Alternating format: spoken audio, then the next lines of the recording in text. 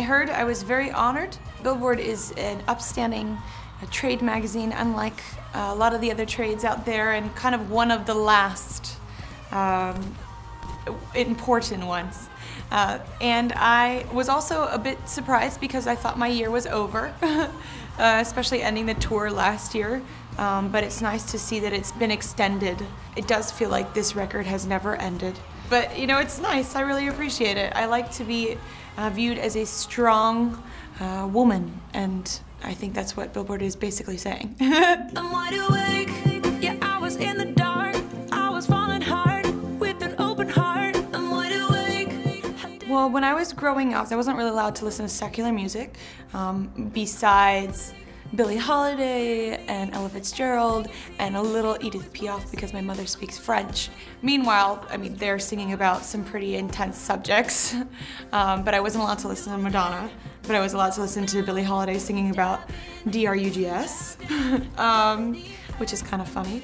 I think that those women influenced me, and also when I went to Nashville, Patty Griffin and Jonathan Brooke were the golden nuggets I found. Flaming Red, that whole record that Patty Griffin made was so important for me, and 10 Cent Wings was important. And then of course, I always say is kind of like been a huge influence is Jagged Little Pill by Alanis Morissette, because every single song for me struck a chord, an emotional chord inside of me.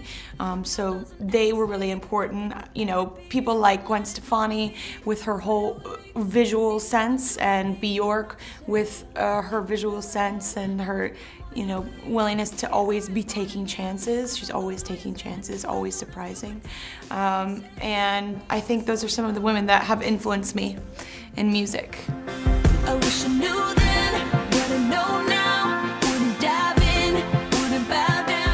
I'm just excited for the next evolution. It will be an evolution.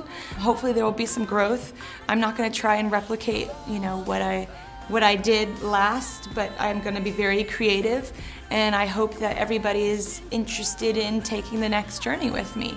Whatever it is, I know it's going to be a ride. I'm very excited for the ride.